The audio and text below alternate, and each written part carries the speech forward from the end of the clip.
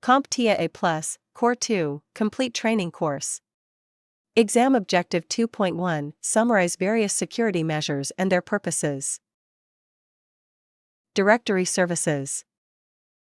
When you step back and look at everything we've covered so far, from identity access management, to the principle of least privilege, access control lists, authentication methods, multi-factor authentication, authorization, and even privileged access management, there's one question that naturally comes up.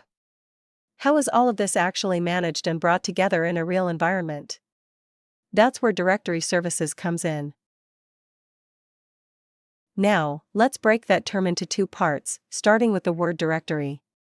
In this context, a directory is a structured database that stores information about users, computers, and other resources on a network. It keeps track of objects, like usernames, passwords, group memberships, and device details, all organized in a way that can be easily searched and managed. Within this structure, information is often grouped into logical containers such as domains and organizational units.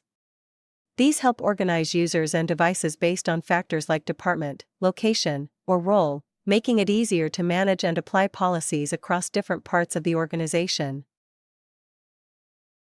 Next, the services part is what really brings the directory to life, and one of the most important ways this is done is through something called group policy.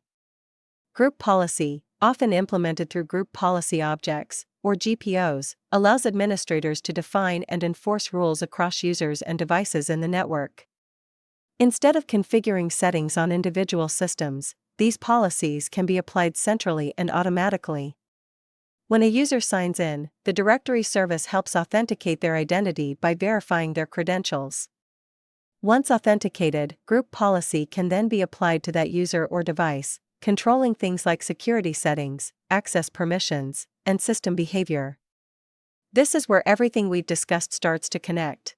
The directory holds the information, such as users, groups, and devices, and GPOs use that information to enforce policies like least privilege, apply access control rules, require multi-factor authentication, and manage privileged accounts.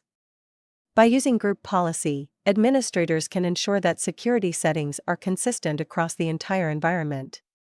Whether it's restricting access, enforcing password policies, or controlling system configurations, everything can be managed from a central location and applied automatically.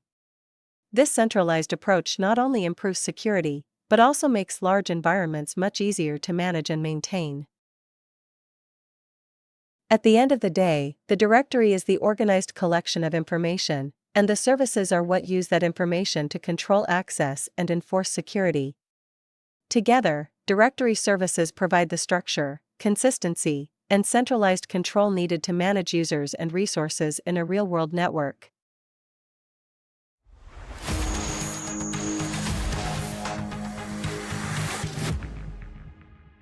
Thank you for watching. Subscribe for more great content.